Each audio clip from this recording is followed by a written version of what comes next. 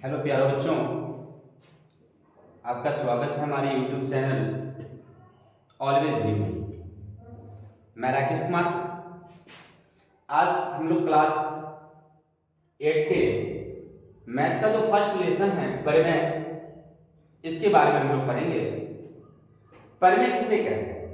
आप लोग कई बार पढ़ चुके होंगे कि परिमेय का मतलब होता है पी बाई क्यू।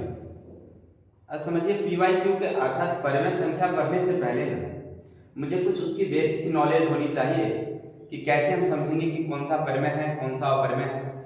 तो इसकी समझने से पहले हम लोग कुछ बातें समझ लेते हैं।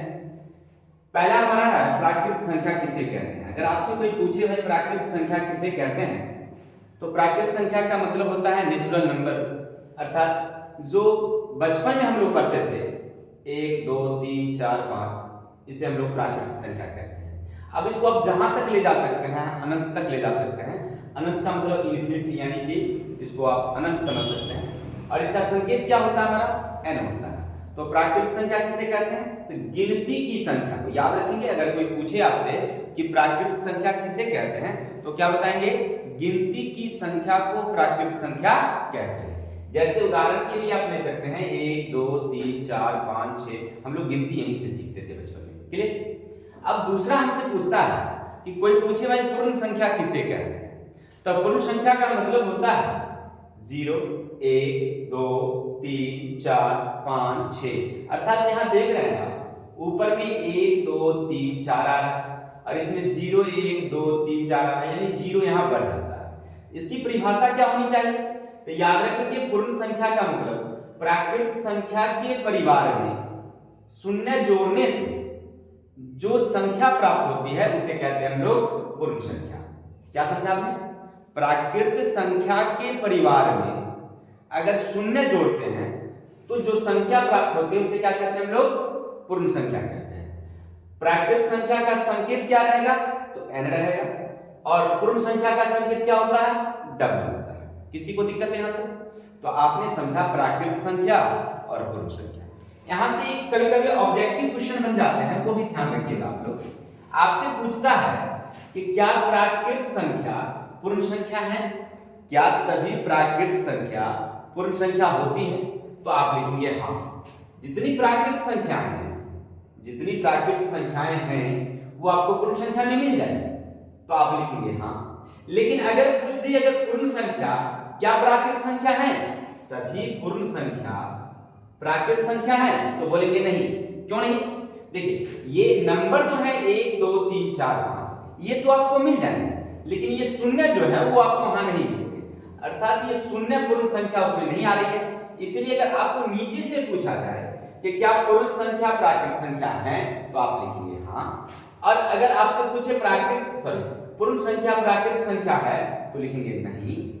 और प्राकृत संख्या पूर्ण संख्या है, तो लिखेंगे हाँ। आपने एक ऑब्जेक्टिव क्वेश्चन देख लिया और प्राकृत और पूर्ण संख्या देख लिया। यहां तक किसी को दिक्कत? चलते हैं। अब हमें तीसरा कह रहा है कि भाई पूर्णांक क्या है। देखिए, पूर्णांक का अगर संधि विच्छेद करेंगे ना तो होगा पूर्ण जोड़ अंक। पूर्णांक का मतलब होगा पूर्ण जोड़ अंक। अर्थात किसी भी संख्या में अगर पूरा पूरा अंक, पूरा पूरा का मतलब उसमें दशमलव ना हो, मतलब कोई पॉइंट वाला ना हो, तो उसको क्या बोलेंगे हम लोग? पूर्णांक बोलेंगे। जैसे देखिए, पूर्ण अंक यानी पूरा पूरा अंक वाला संख्या होगा। जैसे उदाहरण के तौर पर आप ले सकते हैं 0 भी एक पूर्णांक है, 1 2 3 4 भी एक क्या है? पूर्णांक है। -1 -2 -3 भी एक पूर्णांक है। ये पूरा पूरा अंक है, चाहे वो माइनस में है या प्लस में है, उसको हम लोग क्या बोलेंगे? पूर्णांक बोलेंगे। ऋणात्मक धनात्मक जो भी संख्याएं हैं, अगर दशमलव में ना लिखी हो, रूट में ना हो, तो पूर्णांक है। कोई दिक्कत? हाँ, कुछ रूट की संख्याएं होती है, वो कभी पूर्णांक होती है, कभी पूर्णांक नहीं होती है, वो आगे हम लोग देख लेंगे परिमेय में। लेकिन फिलहाल समझिए पूर्णांक का मतलब क्या हुआ? पूर्ण अंक। जब कोई संख्या पूरा अंकों में होगी तो उसको क्या बोलेंगे हम लोग? पूर्णांक बोलेंगे। क्लियर? चलिए, तो हमने देखा प्राकृत संख्या किसे कहते हैं, पूर्ण संख्या किसे कहते हैं, पूर्णांक किसे कहते हैं। तीनों का परिभाषा आप याद रखिएगा। चलिए, प्राकृत संख्या किसे कहते हैं? तो गिनती की संख्या को प्राकृत संख्या कहते हैं, जैसे 1 2 3 4 5। पूर्ण अंक संख्या नहीं, पूर्णांक किसे कहते हैं? सॉरी पूर्ण संख्या किसे कहते हैं? तो प्राकृत संख्या के परिवार में शून्य जोड़ने से जो संख्या प्राप्त होती है उसे कहते हैं हम लोग पूर्ण संख्या। जैसे 0, 1, 2, 3, 4। पूर्णांक किसे कहते हैं? तो वैसी संख्या जो पूरा पूरा अंक हो उसे कहते हैं पूर्णांक। जैसे उदाहरण के तौर पर आप ले लेंगे 0, 1, 2, 3, 4 -2, 3, 4, 5 इत्यादि। अब चलते हैं हम लोग परमेय पर संख्या देखते हैं कि परमेय संख्या किसे कहते हैं। इसकी परिभाषा लिखी हुई है वैसी संख्या जो p/q के रूप में लिखा जाता है। यानी कोई ऐसी संख्या है जिसे आप p/q के रूप में लिख सकते हैं तो वो क्या कहलाती है? परमेय कहलाती है। लेकिन यहाँ पर शर्त है कि p और q पूर्णांक हो और जहां q शून्य के बराबर न हो। यानी आपको शर्त क्या रखा है इसमें, यहाँ पर शर्त दे रखा है कि ध्यान रखेंगे कि p क्या होना चाहिए? पूर्णांक होना चाहिए। q भी क्या होना चाहिए? एक पूर्णांक होना चाहिए और q शून्य के बराबर न हो। अगर तीन शर्तों को कोई पालन कर रहा है तो वह क्या होगा? परमेय होगा। पहला तो p/q के रूप में हो, p भी एक पूर्णांक होगा, q भी एक पूर्णांक होगा और q के बराबर q शून्य के बराबर न हो। अगर इस शर्त को पालन कर रहा है तो वो क्या हमारा क्या है? परिमेय है। जैसे उदाहरण के देखिए 4/5। आपने देखा यहाँ 4 और 5 है। क्या है? यहाँ 4 और 5 है। अब गौर करेंगे तो 4 भी एक क्या है? पूर्ण अंक है और 5 भी एक क्या है? पूर्ण अंक है। 4 भी एक पूर्ण अंक है और 5 भी क्या है? पूर्ण अंक है, इसीलिए परमेय है। 3/2 भी क्या है? पूर्ण अंक है, ये भी क्या है? परमेय है। कभी कभी आपसे सीधे पूछता है कि शून्य परमेय है या नहीं है, तो आप बोलेंगे हाँ शून्य भी एक परमेय संख्या है। क्योंकि मेरे भाई अगर हम इसके नीचे अगर 1 डाल दें तो क्या वो परमेय नहीं हो जाएगी? देखिए ये भी पूर्ण अंक है, ये भी पूर्ण अंक है और q शून्य के बराबर नहीं है, इसीलिए ये पूर्णांक है, सॉरी परमेय है। लेकिन अगर यहां देखा जाए जैसे √3/2 दिया, √3 अपरमेय होती है इसलिए क्योंकि इसका अगर वर्गमूल निकालेंगे तो पॉइंट में आ जाएगा, दशमलव में आ जाएगा, इसीलिए पूरा पूरा अंक नहीं है, इसलिए ये हमारा अपरमेय है यानी परमेय नहीं है। इसी तरह से आपने देखा कि 1/, हमने रखा है 0। देखिए 1 तो पूर्ण अंक है लेकिन 0 पूर्ण अंक नहीं है और हमने कहा सॉरी पूर्ण अंक तो है लेकिन q 0 के बराबर नहीं होना चाहिए। नीचे वाली संख्या 0 के बराबर न हो तो वो होता है। अब यहाँ 0 आ जाता है इसलिए वह परमेय नहीं है। कोई दिक्कत? चलिए तो आपने देखा अभी तक प्राकृत संख्या किसे कहते हैं, पूर्ण संख्या किसे कहते हैं, पूर्णांक किसे कहते हैं और परमेय संख्या किसे कहते हैं। अब चलते हैं हम लोग अपरमेय किसे कहते हैं। वैसी संख्या जिसे p/q के रूप में नहीं लिखा जाता हो तथा p और q पूर्णांक नहीं हो। अगर लिख भी सकते हैं तो उसमें p और q पूर्णांक में ना हो यानी पूरे पूरे अंक में ना हो तो उसको क्या कहते हैं हम लोग? अपरमेय संख्या कहते हैं। जैसे उदाहरण के तौर पर लीजिए √3 आप देख रहे हैं, ये हमारा √3 जो देख रहे हैं ये क्या है? √3 का अगर वर्गमूल निकाला जाए तो 1 दशमलव कुछ संख्या आता है, 1 दशमलव कुछ आता है, अर्थात पूरा पूरा अंक नहीं आ रहा है। √5 है वो भी 2.4 आता है, ये पूरा पूरा अंक नहीं आता है। तो आपने अभी तक क्या समझा कि अगर कोई संख्या का अगर वर्गमूल निकालते हैं और पूरा पूरा अंक में नहीं आता है तो वो अपरमेय होता है। जैसे आप ले लेंगे कि √11 है, √17 है, अब कहेगा तो परमेय हम कैसे जानेंगे कि रूट में रहा और परमेय होगा? तो सीधा जिसका वर्गमूल निकालिए, जैसे वर्ग निकालिए आप संख्या प्राकृत संख्या का, 1 का वर्ग 1, 2 का वर्ग होगा 2 दूनी 4, तो 4 हो गया। अगर 4 रूट में रहता है जैसे आप देख सकते हैं यहाँ पर, एक मैं बता दूं आपको समझाने के लिए, समझाने के लिए मैं बता दूं, अगर 1 गुने 1 बराबर अगर 1 है, अगर ये रूट में है जिसका वर्गमूल कितना हो जाएगा? 1 हो जाएगा। इसी तरह से 2 गुने 2 अर्थात 4 अगर रूट में है तो इसका वर्गमूल 2 हो जाएगा, तो ये हो जाएगा परमेय। इसी तरह से 3 गुने 3 √9 अगर हो जाए तो ये क्या हो जाएगा? हमारा परमेय हो जाएंगे। इसी तरह से अगर माने कोई भी प्राकृत संख्या का अगर वर्ग कर दीजिए 16 हो, अब 16 का क्या कर दीजिए? रूट कर दीजिए, तो जैसे ही रूट करेंगे 16 का रूट करेंगे, ठीक है, तो ये क्या हो जाएगा? खंड आ जाएगा, इस तरह से नहीं आ जाएगा, तो ये सब इसका वर्गमूल निकल जाएगा, 1 इसका वर्गमूल वर्गमूल 2, इसका वर्गमूल 3, इसका वर्गमूल 4। तो ऐसे करके जो भी प्राकृत संख्या का अगर वर्ग करिएगा तो वर्गमूल उसका हो जाएगा, तो वो परिमेय होगा। और जिसका वर्ग करने के बाद रूट, जैसे रूट है, रूट का वर्ग करेंगे तो ये पूरा नहीं हो पाएगा, सॉरी जैसे √3 इसका वर्गमूल निकालेंगे तो पूरा नहीं होगा, तो वो अपरिमेय होगा। चलिए अब यहाँ से कुछ गुणधर्मों को देखते हैं कि हमारा कभी कभी ऑब्जेक्टिव क्वेश्चन में ऐसा आ जाता है। समझिएगा, अगर कोई परिमेय है और परिमेय के साथ परिमेय को जोड़ते हैं तो परिमेय ही वाला आता है। अगर कोई परिमेय है और परिमेय के साथ परिमेय को जोड़ा जाए तो क्या आएगा? परिमेय। जैसे मान लीजिए कि हमने एक उदाहरण के तौर पर लिया है, हमने उदाहरण के तौर पर लिया 3 जोड़ 5, तो जोड़ेंगे तो क्या होगा मेरे भाई? 8 होगी। तो ये भी क्या हमारा है? परिमेय। इसी तरह से मान लीजिए कोई परिमेय संख्या हमने दिया 5 और घटे हमने दिया 2, तो कितना आ गया हमारा? 3। ये भी क्या है हमारा? परिमेय। इसी तरह से परिमेय है 5, इसमें हमने 2 से भाग दे दिया, सॉरी गुना कर दिया, तब 5 दूना 10, ये भी क्या हमारा? परिमेय। इसी तरह से कोई भी ले लेते हैं 8, भागा ले लें अगर 4, तो ये हो जाएगा 8/4। ये दोनों क्या है? पूर्ण अंक हैं, इसीलिए परिमेय होंगे। क्लियर? लेकिन अगर इसी तरह से शर्त करता है कि परिमेय और अपरिमेय, एक परिमेय संख्या हो, जैसे मान लीजिए आपने देखा 9 एक परिमेय संख्या है और जो √3 दे देते हैं अपरिमेय संख्या, तो दोनों जोड़ेंगे तो 10 का 10 उधर जाएगा, क्योंकि ये दोनों ऐड होने की चीजें नहीं है, तो ये क्या होगा हमारा?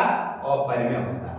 आपसे ऑब्जेक्टिव क्वेश्चन में अक्सर पूछता है इस तरह के क्वेश्चन, पूछेंगे कि एक परिमेय संख्या और एक अपरिमेय संख्या हो तो क्या हो? तो याद रखेंगे अपरिमेय हो। इसी तरह से कोई एक परिमेय संख्या है, जैसे मान लीजिए आपने 5 रखा, अपरिमेय संख्या मान लीजिए आपने 5 रखा, अगर दोनों को जोड़ेंगे घटाएंगे तो भी वही रहेगी, तो ये भी क्या होगी? अपरिमेय ही होगी। इसी तरह से कोई परिमेय संख्या रखिए 4 और गुने अपरिमेय संख्या दीजिए 3, तो हो जाएगा 4√3, ये भी क्या होगी हमारी? अपरिमेय होगी। इसी तरह से परिमेय है मान लीजिए हमारा 4, तो भागा अपरिमेय कर देंगे √3, तो मान लीजिए 4/√3, ये तो पूर्ण अंक नहीं है ना, ये पूर्ण अंक नहीं है, तो ये परिमेय नहीं होगा, क्या होगा? अपरिमेय होगा, क्योंकि रूट का हमने क्या लिखा? वर्गमूल। चलिए, तो आपने अभी तक कुछ सीखा है। क्या क्या सीखा? सबसे पहले हमने देखा प्राकृत संख्या किसे कहते हैं, तो प्राकृत संख्या गिनती की संख्या को प्राकृत संख्या कहते हैं। पूर्ण संख्या, तो प्राकृत संख्या के परिवार में शून्य जोड़ने से जो संख्या प्राप्त होती है उसे कहते हैं हम लोग पूर्ण संख्या। फिर हमने देखा कि पूर्णांक किसे कहते हैं, तो जब पूर्ण अंक वाला कोई संख्या हो, जो पूरा पूरा अंक में हो, तो उसे कहते हैं पूर्णांक। और तब हमने देखा परिमेय और अपरिमेय और उनके कुछ शर्त। चलते, आपने अभी तक जो सीखा इससे कुछ ऑब्जेक्टिव क्वेश्चन देखते हैं जो आपके एग्जाम में क्या आते हैं, उनके बारे में हम लोग देखते हैं कि हमारा ऑब्जेक्टिव क्वेश्चन क्या कहता है, और आप लोग इसका कमेंट में हमें आंसर देंगे कि इसका क्या आंसर होना चाहिए। तैयार है? चलिए, क्वेश्चन आ गया अब आपके सामने में। नंबर 1, निम्न में कौन परिमेय संख्या है? बताइए निम्न में कौन परिमेय संख्या है? नंबर 1 है 0, √3/2, 3/0 और 2/5। चलिए, तो हमारे हिसाब से अगर चला जाए तो 0 एक क्या है? परिमेय संख्या है, क्योंकि इसका ना हम देखिए एक अगर लिख दें तो किसी को दिक्कत है। 0 भी पूर्णांक है, 1 भी पूर्णांक है, और q जो है यानी नीचे वाली हर जो है q वह 0 के बराबर नहीं है, इसलिए हमारा आंसर क्या जाएगा? तो ए जाएगा। अब कहिएगा सर ये क्यों नहीं होगा? क्योंकि √3 तो अपरिमेय होती है और इसका पूर्ण अंक तो है नहीं, इसलिए ये परिमेय नहीं है। 0 यहाँ क्यों हमने कहा था, शर्त रखा था कि q 0 के बराबर नहीं होनी चाहिए, q यहाँ 0 है, इसलिए ये भी परिमेय नहीं हुई। और यहाँ √5 ये भी पूर्णांक नहीं है, ये भी परिमेय नहीं है। इसी तरह से आपसे कह रहा है निम्न में कौन अपरिमेय संख्या है? अब देखिए, इसको अगर देखा जाए तो अब कहेगा सर आप देखा कि √8 तो क्या है? अपरिमेय है। लेकिन अगर √8 को अगर बच्चों हम इस तरह से लिख दें 2 × 2 × 2 × 2, या इसका ऐसे भी हम लिख सकते हैं 2 × 2 × 2 √s। अगर इसको हम देखा जाए जोड़ा है तो बाहर ले लें √2 और √2 कट गया, तो फाइनल कितना बच गया मेरा 2 बच गया, नहीं बच गया। तो इसका मतलब है ये किसके बराबर है 2 के, और 2 के बट्टे में कुछ नहीं है तो आप 1 लिख सकते हैं। क्लियर। अब दोनों पूर्ण अंक हैं इसीलिए परिमेय है। 3/4 ये भी क्या है हमारा पूर्ण अंक है, ये भी परिमेय है। 4 का 4 तो हो ही गया, लेकिन 9 का वर्गमूल निकल जाएगा कितना 3, तो ये भी पूर्णांक है, ये भी परिमेय है। लेकिन अगर √7 को देखिएगा तो √7 का वर्गमूल पूर्ण अंक में नहीं आता है, रूट ही रह जाएगा, लेकिन 5 का वर्गमूल आ जाएगा।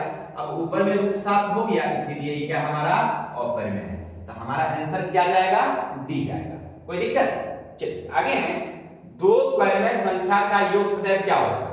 अगर 2 परिमेय संख्या हो तो उसका योग क्या होगा? परिमेय हो, अपरिमेय हो, दोनों होगा, इनमें से कोई नहीं होगा। तो हम पीछे देखे थे, हमें याद आ रहा है कि परिमेय और परिमेय को जोड़े थे तो क्या आया था परिमेय आया था, इसीलिए हमारा ये सब क्या होगा, या आप अपनी कॉपी पर नोट डाउन कर सकते हैं। जैसे मान लीजिए कि 9 एक परिमेय संख्या है और 5 भी एक परिमेय संख्या है, तो 14 और बट्टा में डालेंगे 1, तो कितना आ जाएगा हमारा परिमेय होगा ना, तब परिमेय हो गया। क्लियर। अब कह रहा है एक परिमेय और एक अपरिमेय संख्या का योग, एक परिमेय संख्या और एक अपरिमेय संख्या। अब इसमें से कौन सा ऑप्शन होगा? तो इसका ऑप्शन हम देख रहे हैं कि होगा बी। अब कहिएगा सर कैसे? तो देखिए मान लीजिए एक परिमेय संख्या हमारा 3 है और एक अपरिमेय संख्या √5 है। अब ये दोनों तो ऐड होगी नहीं, ये दोनों को आप जोड़ नहीं सकते हैं, और √5 अपरिमेय है, इसीलिए भी क्या होगा अपरिमेय होता है। ठीक है। और एक भी है, बहुत ही इंपॉर्टेंट क्वेश्चन है, कभी कभी पूछता है कि पाई क्या होता है, यानी पाई क्या होता है बताइए। परिमेय होती है, अपरिमेय होती है, दोनों होती है, इनमें से कोई नहीं होती है। तो याद रखेंगे पाई सदैव क्या होता है अपरिमेय होता है, पाई सदैव क्या होता है अपरिमेय होता है। तो आज के लिए हम लोग देखें क्लास 8 के जो फर्स्ट लेसन हमारा मैथ का है उसका कुछ महत्वपूर्ण बातें फिर हम लोग आगे की क्लास में देखेंगे। आज के लिए इतना ही। जय हिंद।